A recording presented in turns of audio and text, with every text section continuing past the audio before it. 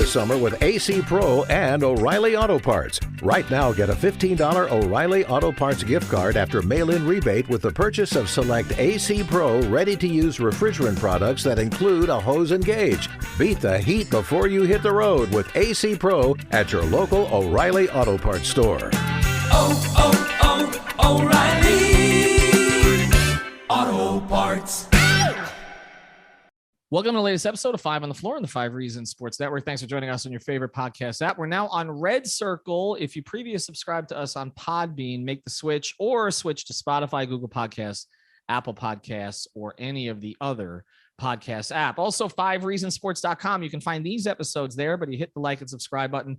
You get all of our other content, including F1, MMA, Miami Hurricanes with 6 ring, and of course, the Miami Dolphins with 3 yards per carry, the extra yard, the final yard, and all kinds of other yards. And check out 5reasonsports.com. Make sure you spell that one out. Get the latest takeaways from Brady Hawk, Louis Sung, and others. We are sponsored today by our friends over at Prize Picks. Use the code 5, F-I-V-E. Get your initial deposit matched up to $100. You know how this thing works. You put down 20, they'll give you 20. You put down 100, they'll give you 100.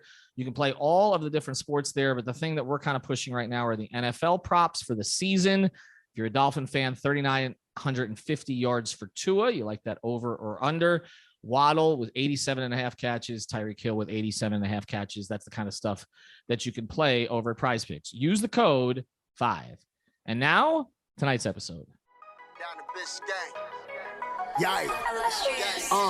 5 on the floor, ride for my dogs. Where here's the thing, you can check the score. Hustle hard, couple scars, wearing bubble frauds. Just like Butler said, you in trouble, y'all. Kept the floor playing, got it all banned. Y'all seen the block, stop with one hand. And Pat we trust, it's power, have the guts. We're here to bring the heat, y'all can hang it up. Welcome to 5 on the Floor, a daily insider show on the Miami Heat and the NBA, featuring Ethan Skolnick, Greg Sylvander, and Alex Toledo, plus others from the 5 Reasons Sports Network.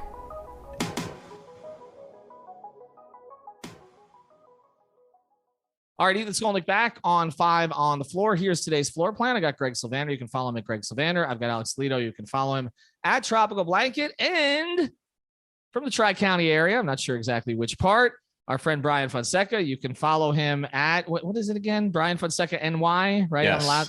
Yes. Yes. With a Y, of course. Are you the only true New Yorker in the network now that I can't claim it anymore, even though I went to grad school there and was born there? I'm born and raised and still here. And I'm actually on the process of getting another apartment here. So I ain't going nowhere for the time being. So probably. All right. Sounds good. So you're the one I can see up there. I don't think we have any other New Yorkers in the network. So we'll add one. He's not a Knick fan, though, or at least he doesn't claim that. No, I'm not. Good. So here's what we're going to do today, though. The Kevin Durant situation has played itself out. The Heat were waiting for this to play out. I guess it's better for it to play out by, the third week of August, 3rd or 4th week of August, than to drag into the season so that the players on the team can kind of know what their status is, or at least most of them can know what their status is. But of course, the Miami Heat wanted Kevin Durant. That's the reason they were waiting for the Tyler Hero extension. That's also the reason that they didn't make a trade for a power forward at this point, because when you have a generational player available, your plans, or possibly available, your plans change. The chances of them getting Kevin Durant, even if he was going to be traded, were always slim. We always said that. But I also thought, and others did here too, that there was a possibility he would not get traded. The Nets would just basically try to, in their words, or the Heat's words, run it back. And that's what would occur. And that is what's probably going to occur now. I'm going to start with Brian, though, because he's got the perspective in New York. I'll start here. And then the second part of the episode, we will get into the Heat and where they kind of go from here. Did the New York media take KD seriously? Because it doesn't feel like it. I think that they had to act like they had to, because what were they going to do for 2 months in terms of content? And, every day, week, whatever the case may be, there was some new spin on it. But I think ultimately, I know for me, I thought there was a little chance that he would actually get traded. Like you talk yourself into the possibility, because it's Kevin Durant. It's July. We're bored. Now it's August. We're bored. Even worse. And I didn't think that there was a point that he was actually going to be traded, because I think there's a question if whether or not Rudy Gobert goes for the package that he goes for, whether or not Kevin Durant actually gets traded. I think that really messed up everything, first off, because the Rudy Gobert package was so insane for Rudy Gobert. And it's like, all right, so the Nets are going to want even more for Kevin Durant. No team is going to be willing to do that, because what is Kevin Durant joining if you're gutting your entire roster, which is the entire, fight that we've had here? Not fight, but like, the conversation that we've had here in terms of like, what are you willing to trade for him? So, I mean, look, up here in New York, it is what it is. I think that people took it seriously to some extent because they had to, because otherwise they'd just be bored out of their minds like I was, and focus on other things, quite frankly. And, I mean, it's the Nets. So like they don't get that much attention up here. Like Nets fans are ecstatic. They're elated. They're glad they're running it back. Well, we'll see about the Kyrie portion of this. But in terms of everyone else, it's kind of like, all right, whatever. We'll revisit the NBA when the NBA starts. A lot of people right now are honestly locked into Mets, Yankees, and football coming up. Not as much football because the football teams up here aren't going to be very good, but other sports. I feel like we said that for 20 years, but okay. Yeah. Alex, so the one thing we haven't really talked about in the context of the Nets is that if those guys came back with some of the pieces that they added, that they would actually be pretty damn good, like potentially, like for all the way we mocked them last season, and the old guys that they were rotating in at the bigs, and then obviously bringing in Dragic. We've been talking in the context of Boston, Milwaukee, Miami, Philadelphia, but that was with the assumption that KD was going to be traded somewhere, possibly out west, to get out of the conference. Now he's not. Where do you put them? It's an interesting question. I was thinking about that today after the news came out. And, just to start this off, I have so much egg on my face after today, because on several podcasts, I was saying that I would be shocked if this happened, right? Like if their whole resolution just comes down to he's staying, like not only because of, this past decade or so of stars getting their way when they make those trade requests, not even getting to, superstars of KD's caliber, right? So besides all that precedent, I think it got so public, especially when you talk about the last development before this a couple of weeks ago with the whole it's me or it's Sean Marks and Steve Nash. Like, and now all of them, everything is just cool now, I guess, right? Like everybody's still there. So the whole situation is a little weird. I definitely did not see this coming. I thought he was going to be moved. I thought he was just kind of set on making that making that happen. And the fact that it didn't happen is mind-blowing to me. Now, on top of that, I think this is not the best case scenario for the Heat, but it's not the worst, right? I think the worst would have been him going to the Celtics or the Raptors, right? Like building a powerhouse in the conference. And now the Nets are going to be a very good team, like you were hinting at there. I don't think they're going to be a powerhouse, but I think they have a chance to be a good team if everybody's playing. I think it's a pretty comfortable situation for Simmons where he doesn't have to really get out of his comfort zone. He can continue to be the type of player that he is, where he will always pass out to shooters, can worry about just kind of playing defense and playing his game. He doesn't have to really do much more than that. So I think be an effective player for them. They've got a ton of shooters. He's great at finding shooters. So for all the jokes, I think basketball wise, in theory, they could be a pretty good team. Now, I don't know how good that formula will be in the playoffs. Like, I think that's to be seen. We haven't seen anything yet, but I think right now, if you were to poll everybody, right, like from a national perspective, the Heat are probably fifth or below, I think, when you put them behind Milwaukee, Boston, Philly, and now Brooklyn. Because I think the general, I don't think the consensus is that the Heat are going to be better than those teams. Maybe I'm wrong about that, but I just think people are down on them in general. And other teams got better, of course. Well, the thing is, it's not just the national media. It's also the books. I mean, all of the sports books now have the Heat fifth in the East. I mean, there is a consensus of Boston, Milwaukee, Philadelphia, and now I just saw today, Brooklyn is slotted in. So right now, the books are not projecting the Heat as a home court team in the Eastern Conference. So one of the things I want to get to in the second part of this episode, but I want to go to Greg on something first, is kind of, okay, what can the other teams do to stay ahead of them, I guess? Because we're all talking about what the Heat, can still do to kind of make up ground there. And I think we all agree they need to make up some ground, at least on Boston, Milwaukee. But what can the other teams do? But Greg, I'll just go to you on this because we have mocked the Nets. We mocked the Nets for the way they've handled pretty much everything with these two guys. They let them pick their own coach. The Kyrie situation was a complete debacle, right? They were just signing old guys off the street who can't defend to play up front. But the offseason wasn't bad. Like that's the thing. Like we were all like, okay, well, it doesn't matter that they brought in TJ Warren for the minimum, who's a guy who was like, a bubble god. Okay. And if he comes back healthy, he can give him some scoring that they didn't have before. And it doesn't matter about some of their other moves or Cam Thomas development, any of the other guys on the team, because they're not going to have KD as a centerpiece. But when you look at that team now, it's a better constructed team than the one they had last year. Yeah. And I think like that move where they sent a first round pick for Royce O'Neal, it makes a lot more sense today than it did on draft night. Or at least shortly after draft night, I guess, is when that trade request came in. I guess I'll say this about Brooklyn. One, I'm kind of glad that this whole dramatic situation is over with. I felt like it was getting like almost to the point where when he got traded, it was going to feel anticlimactic. And like, that's just a weird place to be when you're talking about an iconic NBA superstar getting traded, that we're all so just tired of the whole process. I don't like that word. Anyway, Brooklyn, I do agree though, that there's something to be said for the fact that they have frontline talent. That's great. Kyrie is playing for a contract. Say whatever you want about that, but he is playing for one. And the Heat have yet to make any improvements, and they've lost players. We can talk about how far they've slid and how realistically they can close that gap with maybe some internal stuff and external stuff, etc. I think there's a conversation to be had, but I don't think that it's crazy to have them slotted fifth, because like they haven't added anyone at all, and all of those other teams made at least some movement within the conference. Yeah, and I think there's general agreement that those are the five teams. Those are the five. That then you start to look at Atlanta and some of the other teams that may be a slight notch below, even though they made a big addition in DeJounte Murray.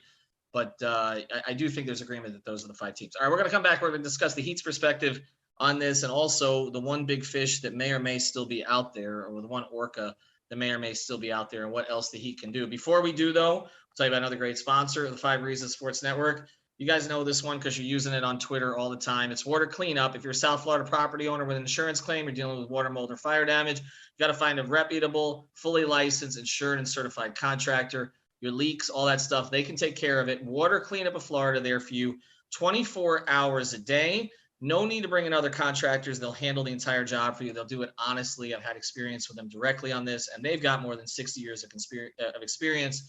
Michael, Robert, and their whole team, and they're also huge Heat fans. If you're ever up there in Boca Raton, you'll see all the Haslam stuff and everything else that they got going on. But they can service the entire Tri-County area. So reach out to Michael at his personal cell, 954-579-0356, 954-579-0356, or watercleanupflorida.com. And you know the slogan, if you've got the schmutz, they got the guts. All right, let's get to the next part of this. I apologize.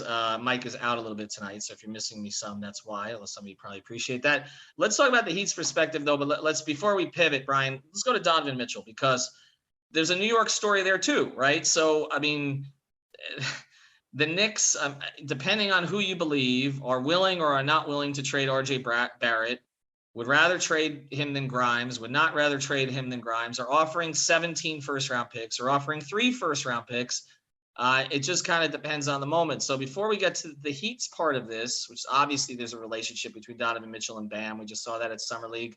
Obviously, I think this is a place that he would want to be, but he has the ties to New York through the Mets, through his father. So you tell me, like, how realistic are they viewing the Knicks for Donovan Mitchell at this stage? There was a point where people thought it was a foregone conclusion. And I remember you and I had talked about this off mic a while ago, where I had told you basically and I'm not going to like report what it was, but there was something that occurred to me that I knew personally that the Donovan Mitchell thing got really, really serious at one point up here in New York. But then for whatever reason that slowed down. I don't know if Kevin Durant had anything to do with that, because I don't think Kevin Durant was going to the Knicks anyway. But with Donovan Mitchell, like, yeah, the Knicks have the hard on for him, and they've been wanting to try to get in this game for him for a while. It's just a matter of how many picks are they willing to part with. But for me, from a roster construction standpoint, I still have questions, because then it's like, all right, Jalen Brunson, Donovan Mitchell, RJ Barrett. and Julius Randle. And then there's questions about like who's going to get the ball where, whatever. Like, I don't know where that actually puts them. Like we talked about top 5 teams in the Eastern Conference. I'm not sure if that puts them there. But when talking about Miami's next move, and I always thought Donovan Mitchell for them was more realistic and more attainable than Kevin Durant. I think this is where it gets interesting now, because I don't think you get Donovan Mitchell to keep him away from the Knicks as much as you just get him to make your team better, because that's the kind of scorer you need. But I also wonder if we're just going to wind up back in the place where we were before, which is like Miami, from their perspective. It's like we always thought that they should at minimum get a legit 4 to start in that starting lineup.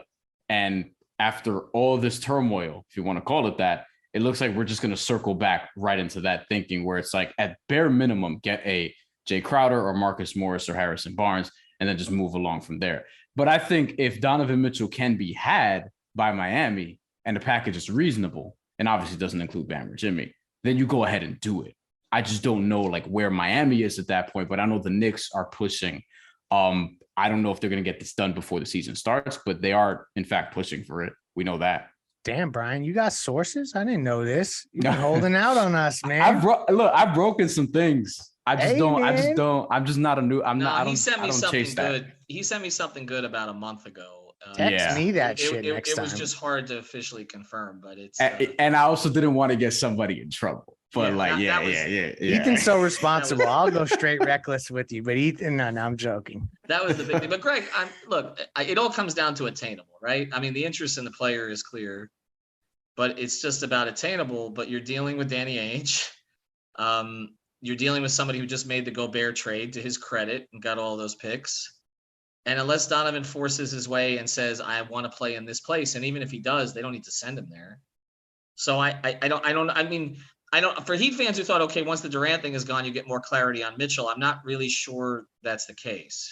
No, I go back to the Gobert thing. I mean, I hate to keep using that as a crutch, but like the market in each offseason is set by certain touch points throughout. And the Gobert trade was that of this offseason, and it completely changed the way people were looking at returns, because it's about optics. Like you trade Gobert and then you don't get as much for Donovan Mitchell, like all of a sudden you become a joke. And like that's unfortunately, I think teams kind of think about that stuff.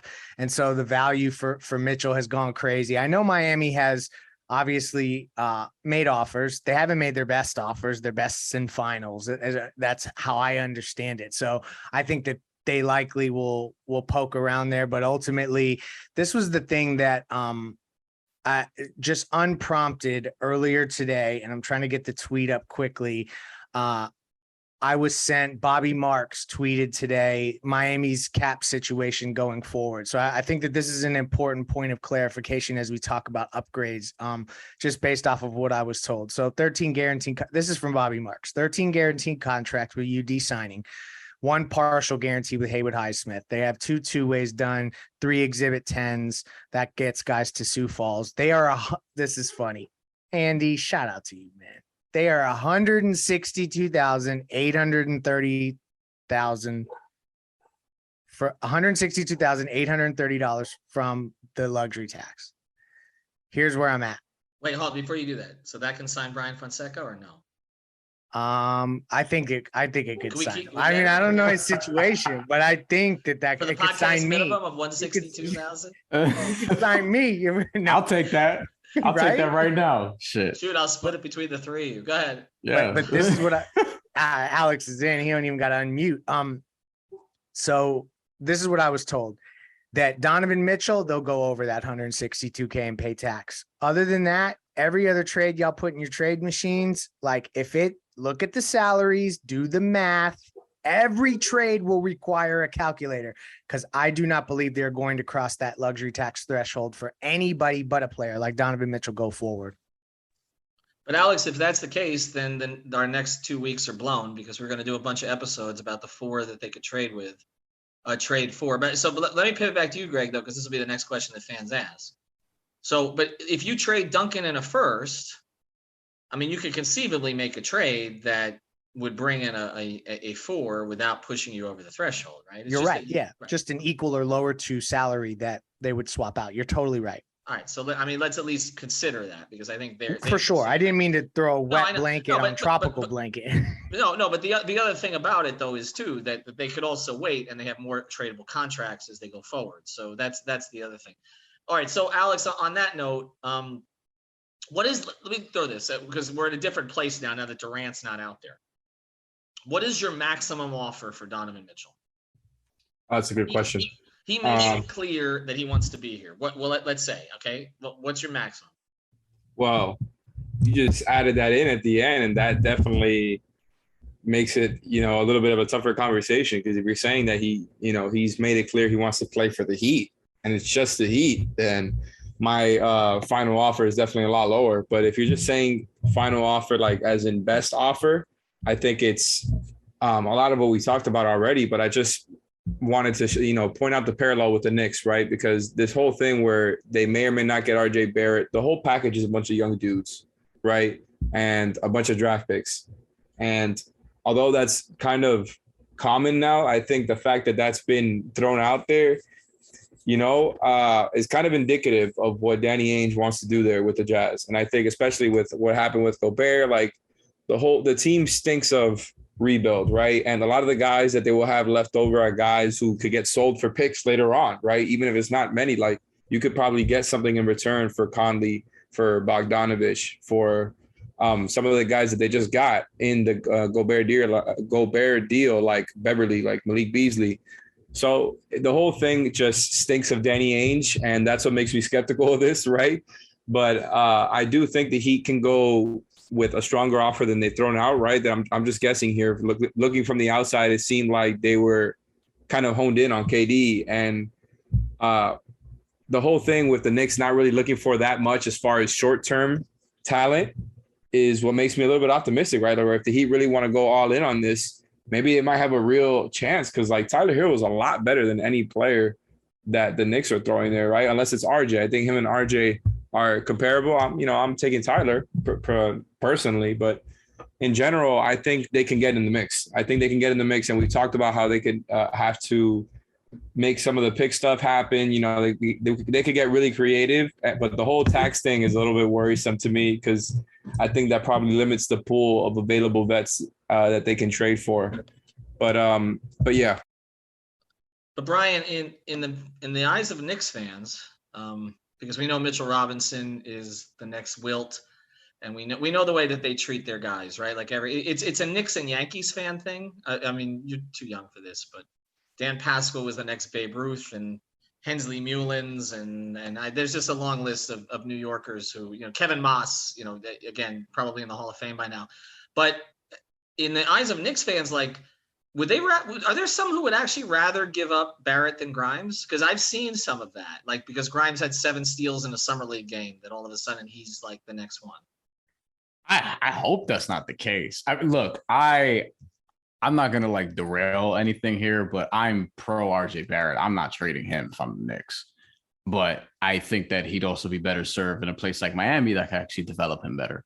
Because what they've been doing with him the last few years doesn't make sense. They finally let him have the ball like midway through last year, and then he started playing better instead of just putting him in the corner offensively and having him just guard whoever defensively. Yeah, I think that with the Knicks, it gets really interesting because Tyler Hero is definitely, like, if you're Miami, he's definitely in that package no matter what. With the Knicks, RJ Barrett becomes a question, and really they don't want to put him in that package, and rightfully so. Like, they'd give you Julius Randle all day if they could, but that's not going to happen either. And it's like what they want to assemble is a Jalen Brunson, Donovan Mitchell, RJ Barrett, Julius Randle team if they could do it. And they figure that they have the young players and picks and contracts to make that work, which they do. Brian, but that team's not going to guard anybody. I don't think so either, but I'm saying, like, this is what they're trying to do. But if you're Miami, you're like, remember, and Greg, you mentioned this, I don't remember how many weeks ago on the show, but Danny Ainge, as much as he wants to play hardball with Pat Riley, with the Heat, etc., really liked Tyler Hero before the draft. And I would imagine that he probably likes him more now than he did back then, because he's actually been a lot better than I think a lot of people expected, Danny Ainge probably included. And I think if you're obviously centering the package around him. You don't have the picks that the Knicks do, but you do have the player. And I make this joke all the time, but let's be honest. Tyler Hero, Utah, marketability, it's all right there. It's all right there. And he wouldn't be going by himself either. It'd be Duncan Robinson also. Like, I don't know what the final package is, but Hero, Duncan, maybe you're throwing in Yurt or whatever, like the picks to make it work. But I think that to Alex's point, you really have a chance, assuming that the Knicks don't want to throw RJ Barrett in there. And quite frankly, I think Danny Ainge reportedly likes Tyler Hero more than RJ Barrett. I think that's something that I saw at some point this summer. But then again, I've seen a lot of shit this summer, and 90% of it is bullshit. And that's funny. Sounds about white. So, there you go. But by the way, though, Tyler Hero would be the most counterculture athlete to ever play in Utah, actually. So I'm not sure, There's certain markets Tyler would be a perfect fit in, I would think, but maybe more so than Utah, just for other reasons. But okay, when we come back, we're gonna do this rapid fire here, okay? Because we've been saying, okay, they got to turn the page when Durant is gone, and I mean they're gonna hold out for Mitchell for a certain point, but eventually maybe they turn the page there too. So are the Heat going to open the season with Caleb Martin or Jimmy Butler at power forward? We'll talk about that in a second. Before we do, tell you about another great sponsor of the 5 Reasons Sports Network. That's Better Edge, betteredge.com/5 reasons. That's with an O in Better Edge. You get $20 to play if you just go to that link. It's betteredge.com/5 reasons. It's different from fantasy. This is a gambling product, but here's the thing about it. It's different from the other gambling products you see in the sense that it's legal here. It's not offshore. It's peer-to-peer. So you're not betting against a book. You're betting against your friends or other people that you meet there on the website, and you can find the line that you want. So go to betteredge.com. That's betteredge.com/5 reasons. All right, so let's get to it then, because, and again, let's try to do these in a minute or less. I just want to go to your guys' thoughts on this. If they're going to pivot now, okay, I guess the question is, two questions. So you have a minute, okay, each. First question is, should they just give up on the Donovan Mitchell thing, go get themselves a power forward and go into the season now that it's not Mitchell and Durant? And if they do that, who is it? I'll start with you, Alex. So I don't think they should give up on the Mitchell thing. I think I've made it clear before. I think I'm high on Donovan Mitchell. Like I'm high on his game. I see the flaws in his game and why people don't like some of the stuff he does. I think he'll be a great basketball fit here. Already has some of the relationships. I think they have a very good defensive infrastructure to help him out where he doesn't really stick out as much. Like you could have concerns about it, especially if you're talking about a Lowry Mitchell backcourt. Lowry might have to go in a deal anyways, but just in general, I think it's worth the trouble, because the dude is somebody who would raise, I think, your floor and your ceiling, and is very young, fits the Bam timeline and the Jimmy timeline. Like it just makes so much sense for them to go on it now instead of, where this whole thing where they were one of two teams mentioned for Durant. It became more teams afterwards, of course. But now that that's out of the way, I think it would definitely behoove them to go back with talking to Danny Ainge, flirting with him, and talking trades, because like we talked about before. I just think like it's kind of, it is what it is at this point, right? They spent the whole summer in trade rumors. I think it's no secret at this point. Just go all in, right? Lean into that, because I don't think you can go back and tell your guys, we were never doing that. It's just become so public. I think the Mitchell thing is, if he's really out there to be had and they can get in the mix, they should definitely try. And as far as a 4, I think they're looking at it as, it seems like trade deadline is their real deadline to acquire another vet if they can't figure out this whale hunting process, right?